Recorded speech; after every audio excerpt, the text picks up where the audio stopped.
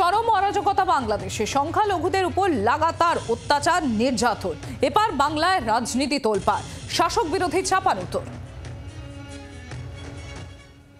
যেহেতু ইসকন একটা বড় নাম এবং চিন্ময় কৃষ্ণদাস যিনি আছেন, তিনি এই মুহূর্তে ওখানকার হিন্দু, বৌদ্ধ, খ্রিস্টানদের কাছে তিনি একটা দেবতুল্য মানুষ হয়ে উঠেছেন। কারণ তিনি সমস্ত মানুষকে এক করে বলেছেন, এই দেশ, এই মাটি আমার মাটি, আমরা এই দেশ ছেড়ে অন্য দেশে চলে যাব না। সেই জন্য আজকে হয়তো দীর্ঘদিন পরে তাকে নিয়ে আলোচনা হচ্ছে। কিন্তু গ্রামের দিকে যান, অসংখ্য মন্দির ধ্বংস করে দেওয়া হয়েছে। শ্রীমতী ইন্দিরা গান্ধী যিনি জন্ম দিয়েছেন আজকে বাংলাদেশের, তার নামাঙ্কিত লাইব্রেরি পর্যন্ত পুড়িয়ে দেওয়া হয়েছে। তো এটাই তো বাংলাদেশের চিত্র। আমরা তো প্রত্যেকটা জায়গায় কংগ্রেসের স্ট্যান্ড, প্রিয়াঙ্কা গান্ধী টুইট করেছে, সর্বভারতীয় কংগ্রেস কমিটি বলছে, আমরাও জানেন এখানে বলেছি যে যেখানে মাইনরিটি অর্থাৎ অল্প সংখ্যক, সংখ্যালঘু, তাদের দেখার দায়িত্ব সেই দেশের রাষ্ট্রের, সেই দেশের সরকারের।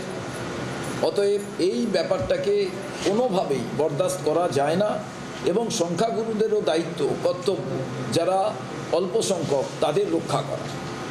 সেটা ভারতে হোক, ভারতের কোনো রাজ্যে হোক, অন্য দেশ হোক, যে কোনো বিশ্বে মানবতার পক্ষে কংগ্রেস, হিউম্যানিটির পক্ষে কংগ্রেস। কংগ্রেস মনে করে অশান্তি নয়, শান্তির বার্তাই কংগ্রেসের বার্তা। বাংলাদেশ বিষয়টি আলাদা দেশের, আমরা একটি রাজ্য। ফলে মাননীয় মুখ্যমন্ত্রীও খুব স্পষ্টভাবে বলেছেন যে আমরা রাজ্য থেকে আমরা ঘটনাটা পছন্দ করছি না সেটা বলতে পারি, খারাপ কাজ হচ্ছে বলতে পারি। আমাদের সর্বভারতীয় সাধারণ সম্পাদকও সে কথা বলেছেন। কিন্তু আলাদা একটা দেশ, সেখানে তো আমাদের করণীয় কিছু নেই। কার আছে? ভারত সরকারের। আমরা প্রথাগতভাবে, মুখ্যমন্ত্রী বলেছেন যে ভারত এই সব পরিস্থিতিতে, আন্তর্জাতিক এই ধরনের ডিসপিউটের পরিস্থিতিতে কেন্দ্রীয় সরকার যেটা করবে, রাজ্য সরকার তাকেই সমর্থন করবে।